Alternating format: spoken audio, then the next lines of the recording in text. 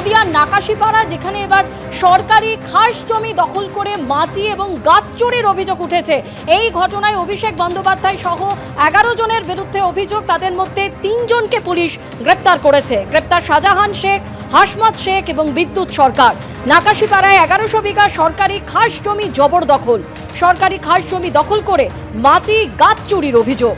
কোর্টের কড়া নির্দেশের পরেই তৎপর পুলিশ এবং গ্রেপ্তার করা হয়েছে 3 জনকে।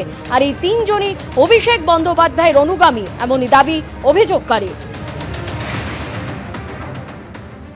27-26 তারিখে কৃষ্ণনগর জেলা আদালতে সিজিএম আদালত অভিষেক ব্যানার্জি সহ 10 জনের বিরুদ্ধে এফআইআর করার নির্দেশ দেন। সেই পরিপ্রেক্ষিতে নাকাশিপাড়া পিএস 27-26 তারিখে কেস স্টার্ট করেন। এই মামলায় আজকে 3 জন অ্যারেস্ট হয়েছে।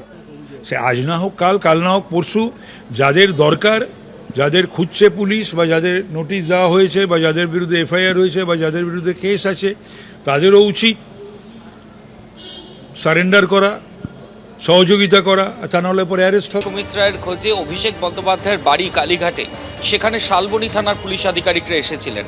আর আজকে বিষ্ণুপুর থানার পুলিশ আধিকারিকরা এলেন সুমিত রায়ের বাড়িতে তার খোঁজে।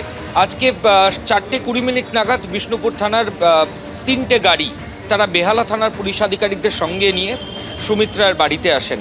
মিনিট 6 তারা গেটের সামনে দাঁড়িয়ে কলিং বেল বাজান। বিষ্ণুপুর থানার একজন লেডি অফিসার, তিনি নোটিশ নিয়ে এসেছিলেন। মিনিট 6 পরে সুমিত রায়ের মা তিনি দরজা খোলেন এবং খোলার পর যারা পুলিশ আধিকারিক ছিলেন তাদের সাথে কথা বলেন। বেশ কিছুটা সময় দুপক্ষের মধ্যে কথা হয় এবং তারপর আমরা যে ছবি দেখি যে বিষ্ণুপুর থানার তরফ থেকে একটা নোটিশ সেটা সুমিত রায়ের পরিবারকে সার্ভ করা হয়। কিন্তু যেহেতু আজকে সার্চ ওয়ারেন্ট ছিল না, ঠিক সেই কারণেই বিষ্ণুপুর থানার পুলিশ আধিকারিকরা তারা সুমিত রায়ের বাড়িতে ঢোকেননি। এবার কি অভিযোগের প্রেক্ষিতে আজকে পুলিশ আধিকারিকরা এসে সুমিত রায়ের বাড়িতে নোটিশ দিয়ে গেলেন?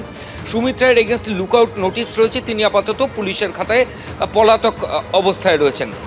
অভিযোগ যেটা, যে অভিষেক বন্দ্যোপাধ্যায় যে সেবাশ্রয় ক্যাম্প সেটা বিষ্ণুপুরে করা এবং সেই ক্যাম্প করার জন্য প্রায় 20 থেকে 22 লক্ষ টাকা এই রিসর্ট মালিকের কাছ থেকে চাওয়া এবং সেই তোলাবাজি করা।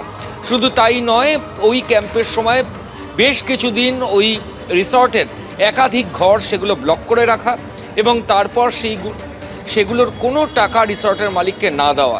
এরপরই রিসর্টের মালিক তিনি একটি লিখিত অভিযোগ দায়ের করেন বিষ্ণুপুর থানায়। রিসর্ট মালিকের অভিযোগের প্রেক্ষিতে তোলাবাজির অভিযোগে অভিষেক বন্দ্যোপাধ্যায়, সুমিত রায় এবং বিষ্ণুপুরের তৃণমূলের বিধায়ক দিলীপ মণ্ডল এদের এগেনস্টে এফআইআর রেজিস্টার্ড হয়। সেই মামলাতেই আজকে বিষ্ণুপুর থানার পুলিশ আধিকারিকরা বেহালা থানার পুলিশকে সঙ্গে নিয়ে সুমিত রায়ের বাড়িতে এসেছিলেন নোটিশ দিতে। কিছুক্ষণ দাঁড়িয়েছিলেন, তারপর সুমিত রায়ের মায়ের সঙ্গে বেশ কিছুটা সময় কথা হয় এবং তারপর মিনিট 15 পর সুমিত রায়ের মা তিনি নোটিশ রিসিভ করেন এবং তারপর পুলিশ আধিকারিকরা সেখান থেকে চলে গেছেন। এবং আজকে সার্চ ওয়ারেন্ট ছিল না বলে পুলিশ আধিকারিকরা বাড়ির ভেতরে ঢোকেননি, এমনটাই পুলিশ সূত্রে খবর। ধন্যবাদ। অভিযোগগুলো সম্পর্কে কি বলবেন? আপনি তো মা, কি বলবেন?